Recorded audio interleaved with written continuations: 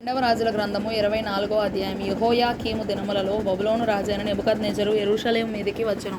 యెహోయాకీము అతనికి దాసుడై 3 ఏండ్ల సేవ చేసిన తరువాత అతని మీద తిరుగుబాటు చేయగా, యెహోవా అతని మీదికిని తన సేవకులైన ప్రవక్తల ద్వారా తాను సెలవిచ్చిన మాట చొప్పున యూదా దేశమును నాశనము చేయుటకై దాని మీదికిని కల్దీల సైన్యములను, సిరియనుల సైన్యములను, మోయాబీల సైన్యములను, అమ్మోనీల సైన్యములను రప్పించెను. మనష్షే చేసిన క్రియలన్నిటిని బట్టియు అతడు నిరపరాధులను హతము చేయుటను బట్టి యూదావారు యెహోవా సముఖము నుండి పారదోలబడినట్లుగా ఆయన ఆజ్ఞ వలన ఇది వారి మీదికి వచ్చెను. అతడు నిరపరాధుల రక్తముతో యెరూషలేమును నింపినందున అది క్షమించుటకు యెహోవాకు మనస్సు లేకపోయెను.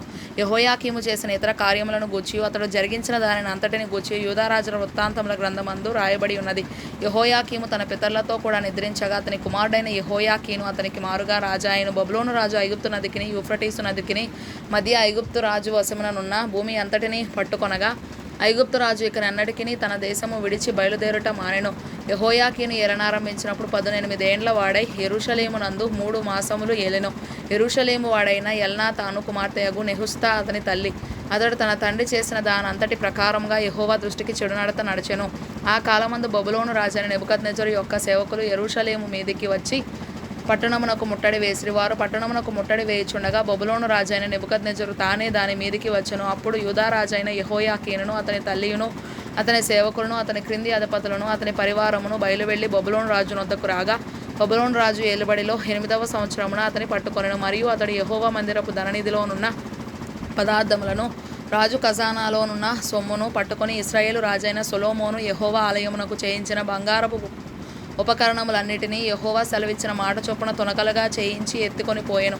అదియుగాక అతడు దేశపు జనులలో అతి బేదలైన వారు తప్ప మరి ఎవరునూ లేకుండా యెరూషలేము పట్టణం అంతటిలోనున్న అధిపతులను, పరాక్రమశాలులను 10,000 మందిని, వీరుగాక కంసాలి వారిని, కమ్మరి వారిని చెర తీసుకొని పోయెను. అతడు యెహోయాకీనును, రాజు తల్లిని, రాజు భార్యలను, అతని పరివారమును, దేశంలోని గొప్పవారిని చెరపట్టి యెరూషలేము నుండి బబులోను పురమునకు తీసుకొని పోయెను.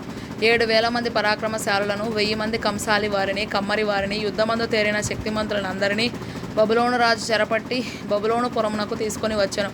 మరియు బబులోను రాజు అతని పినతండ్రి అయిన మత్తన్యాకు సిద్కియా అను మారుపేరు పెట్టి అతని స్థానమందు రాజుగా నియమించెను. సిద్కియా ఏలనారంభించినప్పుడు 21 సంవత్సరముల వాడు. అతడు యెరూషలేమునందు 11 సంవత్సరములు ఏలిన. అతని తల్లి లిబ్నా ఊరి వాడైన ఇర్మియా యొక్క కుమార్తెయగు హమూటలు. యెహోయాకీము యొక్క చర్య అంతటి చొప్పున సిద్కియా యెహోవా దృష్టికి చెడునడత నడిచెను. యూదా వారి మీదను యెరూషలేము వారి మీదను యెహోవా తెచ్చుకొన్న కోపమును బట్టి తన సముఖములో నుండి వారిని తోలివేయుటకై బబులోను రాజు మీద సిద్కియా తిరగబడెను.